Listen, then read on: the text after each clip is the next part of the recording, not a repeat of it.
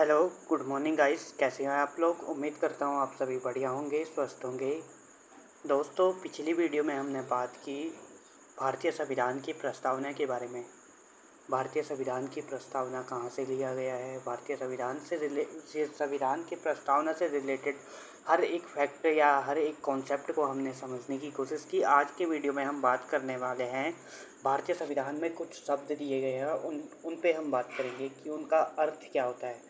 तो आपसे रिक्वेस्ट है कि वीडियो में एंड तक बने रहे। चलिए अपनी लेक्चर को यहीं से स्टार्ट करते हैं। तो सबसे पहले भारतीय संविधान में एक शब्द लिखा गया है, हम भारत के लोग। अब हम भारत के लोग का यहाँ पर अर्थ है कि जो भारतीय संविधान है उसमें भारतीय संविधान में जो है शक्ति का स्रोत का वर्णन जो है भारत के लोगों के माध्यम से दिया गया है, जो यह स्पष्ट करता है कि भारत के लोगों ने जो है संविधान का निर्माण किया है तथा उसका निर्माण जो है उन्होंने स्वयं से किया है और स्वयं ही उसे स्वीकारा है। इसलिए हम भारत के लोग इस संविधान की प्रस्तावना में दिया गया है।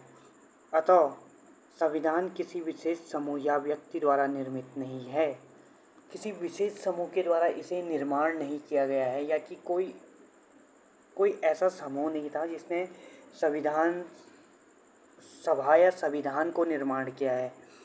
इसका निर्माण जो है जनता के प्रतिनिधित्व द्वारा किया गया है और लोकतंत्र में जनता को ही शक्ति का मूल स्वरूप मानते हैं। अब क्या है, लोकतंत्र में जो है शक्ति का जो मूल स्रोत है वो जनता है। जनता द्वारा ही शासन जो है लोकतंत्र में किया जाता है। यहाँ प्रतिनिधियों के माध्यम से शासन किया जाता है और जनता स्वयं शासन करती है। इसलिए लोकतंत्र में जनता को ही जनार्दन की संज्ञा दी जाती है। अब बात करते हैं कि अंग्रेजों ने भारत पर शासन के दौरान आम जनता शोषित एवं वंचित थी। आम जनताओं शोषित थी। जब अंग्रेज शासन कर रहे थे उस समय जो है आम जनता शोषित व वंचित थी। जब आज़ादी के बाद आम जनताओं के द्वारा अपने प्रतिनिधियों के माध्यम से संविधान का निर्माण किया गया। आज़ादी के बाद जो है जनताओं ने जो है अपने प्रतिनिधियों के द्वारा जो है संविधान का निर्माण किया गया। इसलिए इसमें एक शब्द ऐड किया गया प्रस्तावना में, हम भारत के लोग। ये जो है शक्ति देती है कि जनता को शक्ति का स्रोत है। भारतीय संविधान की शक्ति का स्रोत क्या है कि हम भारत के लोग। अब बात करते हैं संपूर्ण प्रभुत्व संपन्न। संपूर्ण प्रभुत्व संपन्न का अर्थ समझते हैं कि जैसे कि भारत देश है, भारत के आंतरिक और विदेशी मामला, भारत का आंतरिक और विदेशी मामला में किसी के दबाव में नहीं है। भारत अपने जो भी आंतरिक या विदेशी मामले पर स्वयं से डिसीजन मेकिंग पावर भारत के पास है। भारत आंतरिक या बाहरी रूप से किसी पर निर्भर नहीं है या किसी के दबाव में नहीं है। यह स्वतंत्र रूप से निर्णय लेने में सक्षम है। इसीलिए संपूर्ण प्रभुत्व संपन्न भारतीय संविधान की प्रस्तावना में दिया गया है, आप पढ़ सकते हो। भारत अपने आंतरिक व विदेशिक मामले में बिना किसी बाहरी दबाव या प्रतिबद्धता के स्वतंत्र रूप से निर्णय लेने में सक्षम है। भारत किसी पर निर्भर नहीं है, ना कि मतलब अपने निर्णय को स्वयं ले सकता है, बल्कि बाहरी दबाव में कोई भी कार्य भारत नहीं कर सकता है। यह अपने आप में इतना सक्षम है कि यह अपने स्वयं के स्वतंत्र रूप से जो है निर्णय ले सकता है। इसी को संपूर्ण प्रभुत्व संपन्न कहते हैं। अब बात करते हैं समाजवादी। अब समाजवादी का अर्थ समझते हैं। समाजवादी क्या है? समाजवादी में यह है कि उत्पादन के संसाधन जो भी है, भूमि, श्रम, पूंजी, यही उत्पादन के साधन है। ये आप इकोनॉमी का चैप्टर में पढ़ेंगे कि उत्पादन के क्या क्या संसाधन हो सकते हैं। अब बात करते हैं उत्पादन के संसाधन पर समाज का पूर्णतः नियंत्रण होगा। समाज ही उस पर नियंत्रण करेगी और सब लोग इक्वल रहेंगे। सभी लोगों को इक्वल हक होगा उस उत्पादन के संसाधनों पर। इसे समाजवादी की संज्ञा दी गई। भारत में समाजवादी विचारधारा को लाया गया, लेकिन यह कार्ल मार्क्स का समाजवाद नहीं है जिसे लोकतांत्रिक समाजवादी कहते हैं। भारत में कार्ल मार्क्स का समाजवादी नहीं है, बल्कि इसे लोकतांत्रिक समाजवादी कहते हैं। यह जो है पंडित नेहरू का समाजवाद है। पंडित नेहरू का समाजवाद है। नेहरू का समाजवाद है कौन सा? लोकतांत्रिक समाजवाद। इसे पंडित नेहरू का समाजवाद भी कह सकते हैं। संविधान का उद्देश्य समाजवादी राज्य की स्थापना करना है। किसका? समाजवादी राज्य का स्थापना करना है। यह लोकतंत्र समाजवाद मिश्रित अर्थव्यवस्था की में आस्था रखता है। किसमें? मिश्रित अर्थव्यवस्था। अब मिश्रित अर्थव्यवस्था क्या है? अब मिश्रित अर्थव्यवस्था उसे कहते हैं जिसमें मतलब कि उत्पादन के साधनों पर जो है सरकार का स्वामित्व भी होता है और जो है निजी व्यक्तियों का स्वामित्व भी होता है, उसे ही मिश्रित अर्थव्यवस्था कहते हैं। यह मिश्रित लोकतंत्र जो है मिश्रित अर्थव्यवस्था पर आधारित है। लोकतंत्र समाजवाद किस पर आधारित है? मिश्रित अर्थव्यवस्था पर। अब बात करते हैं पंथ निरपेक्ष। पंथ निरपेक्ष भी कह सकते हैं आप, धर्मनिरपेक्ष भी कह सकते हैं। पंथ निरपेक्ष शब्द का तात्पर्य है कि धर्म और राजनीति का अलगाववाद। धर्म और राजनीति का अलगाववाद का अर्थ यह है कि मतलब कि भारत में सभी धर्म को समान रूप से अपने धर्म को मानने का अधिकार है। यहाँ पर कोई एक धर्म सर्वश्रेष्ठ नहीं है, बल्कि सभी धर्म जो है सभी को अपने धर्म को मानने का अधिकार है। बल्कि भारत में किसी को भी धर्म के आधार पर जो है भेदभाव नहीं किया जा सकता है। अब राज्य को अपना कोई राजकीय धर्म नहीं होगा। किसी भी राज्य का अपना कोई भी राजकीय धर्म नहीं होगा और ना ही धर्म के नाम पर किसी नागरिकों को जो है के साथ जो है भेदभाव किया जाएगा। धर्म के आधार पर जो है किसी भी नागरिकों के साथ जो है भेदभाव नहीं किया जाएगा। इसके आधार पर, धर्म के आधार पर किसी भी नागरिकों के साथ भेदभाव नहीं किया जा सकता है। जिस देश का अपना कोई धर्म ना हो, जिसकी निगरानी सारे धर्म बराबर, इसकी निगराह में सारे धर्म समान हो, सभी धर्मों को इक्वल ट्रीटमेंट दिया जाता है भारत में। इसलिए भारत को बोलते हैं पंथ निरपेक्ष। क्या बोलते हैं? पंथ निरपेक्ष या धर्म निरपेक्ष। यहाँ किसी धर्म को जो है एक धर्म को मान्यता नहीं दी जाती है, बल्कि यहाँ पर बहुसंख्यक में धर्म रहते हैं जिसमें सभी को इक्वल ट्रीटमेंट दिया जाता है। राज्य का कोई भी अपना धर्म नहीं होगा। वहाँ सभी नागरिकों को धार्मिक स्वतंत्रता मिलती है और उसे पंथ निरपेक्ष कहते हैं। आप पंथ निरपेक्ष का अर्थ आपको स्पष्ट हो चुका होगा कि जहाँ पर सभी धर्म को समान रूप से ट्रीटमेंट दिया जाता है, जिसमें किसी भी राज्य का अपना कोई धर्म नहीं होता है, बल्कि उस देश में सभी धर्म जो है बहुसंख्यक में धर्म पाए जाते हैं और सभी धर्म जो है समान रूप से उनके साथ आचरित या व्यवहार किया जाता है।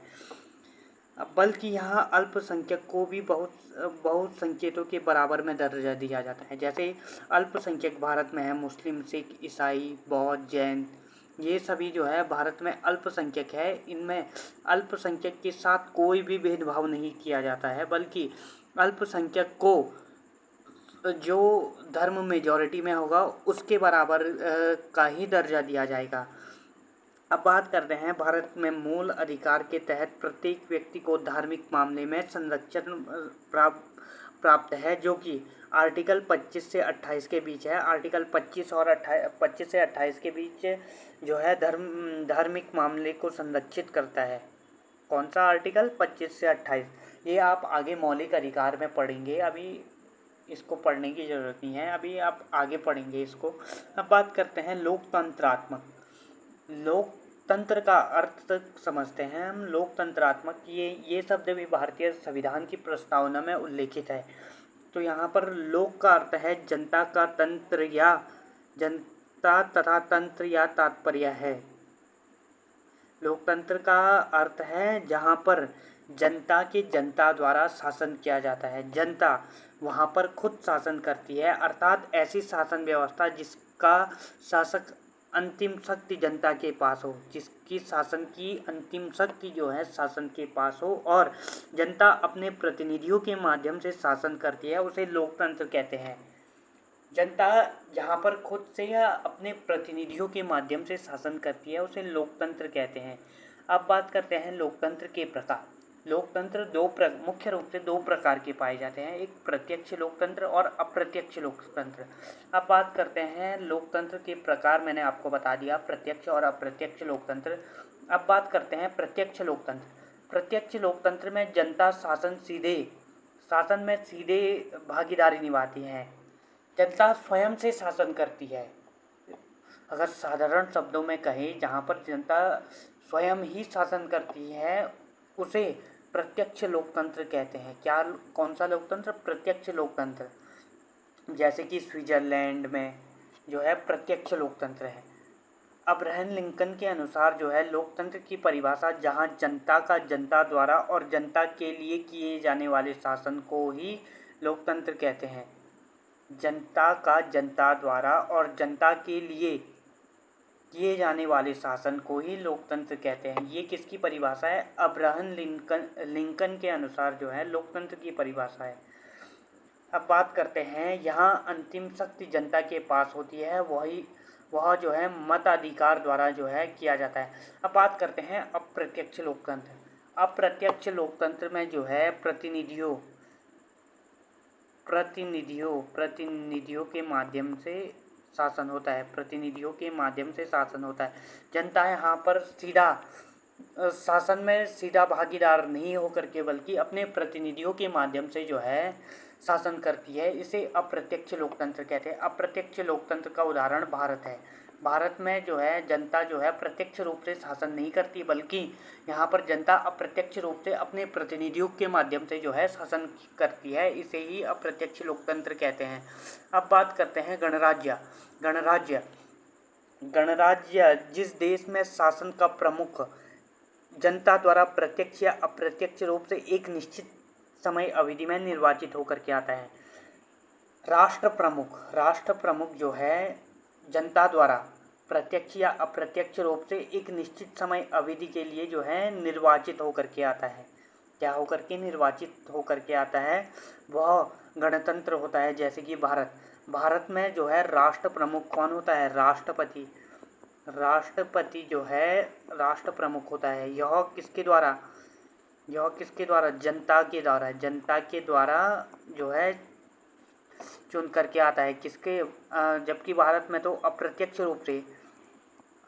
रूप से आता है। अप्रत्यक्ष मतलब कि जो जनता के जो है जनता की जो प्रतिनिधि है वो राष्ट्रपति का चुनाव करती है। इसलिए यहाँ पर जो है जनता के ही द्वारा अप्रत्यक्ष रूप से जो है राष्ट्र प्रमुख का चुनाव किया जाता है। इसे ही गणराज्य कहते हैं। अब आप समझ चुके होंगे गणराज्य का अर्थ। अब बात करते हैं बंधुत्व की बात करते हैं। बंधुत्व सभी नागरिकों के बीच एक होने की भावना को जागृत करना व सर्वमान्य भाईचारे का विचार करना, इसे ही बंधुत्व कहते हैं। बंधुत्व मतलब भाईचारा, तो सभी के बीच भाईचारा होना, इसे ही बंधुत्व। एकजुट होकर के किसी कार्य को करना है, इसे ही बंधुत्व कहते हैं।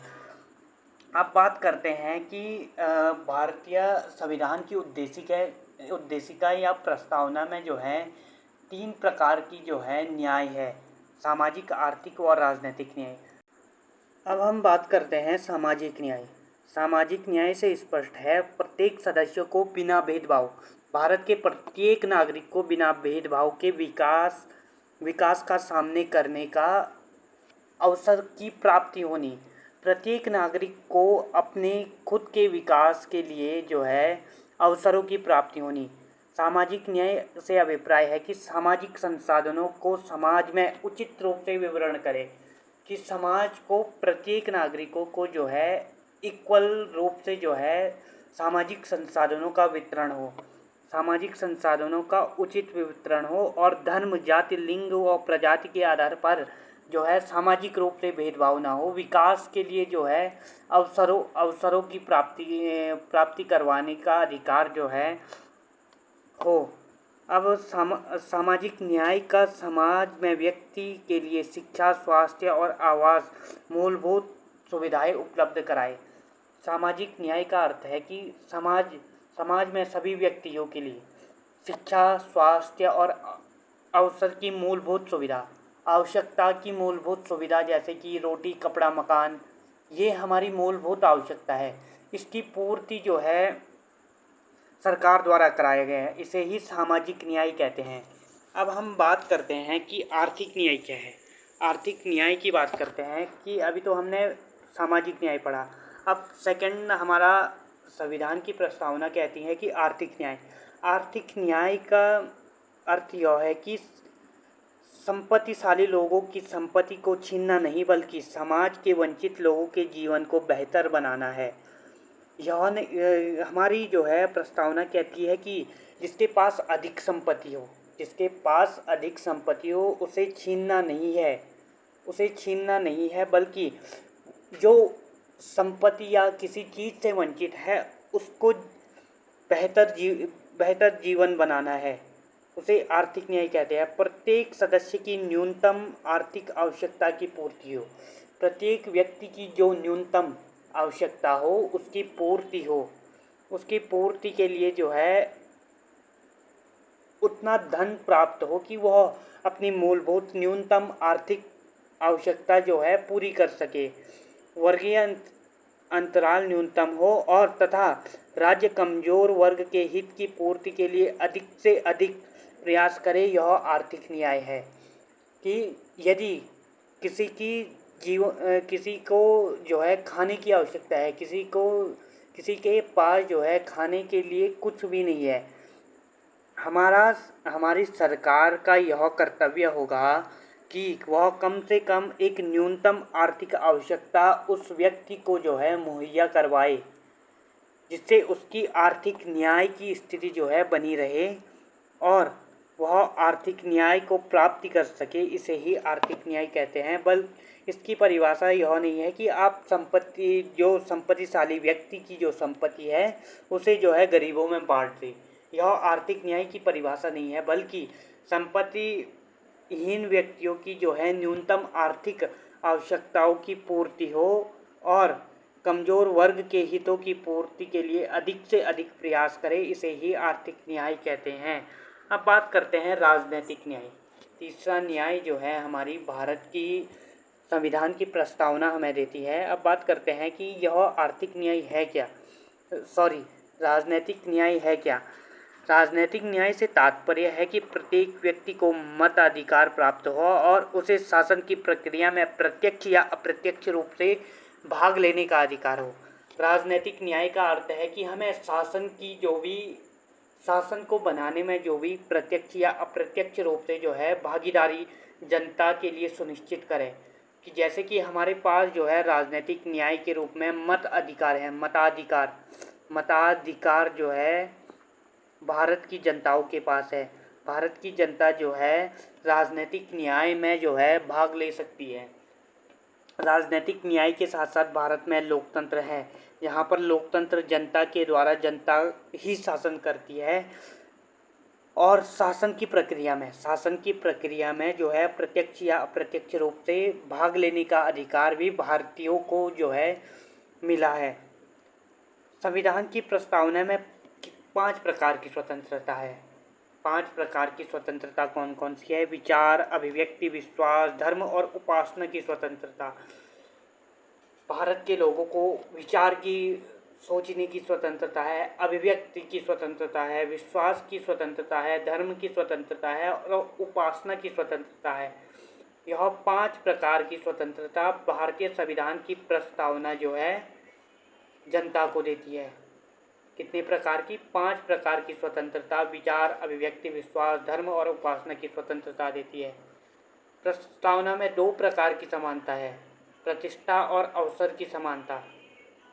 कितने प्रकार की? प्रतिष्ठा और अवसर की समानता जो है भारतीय संविधान की प्रस्तावना जो है नागरिकों को देती है।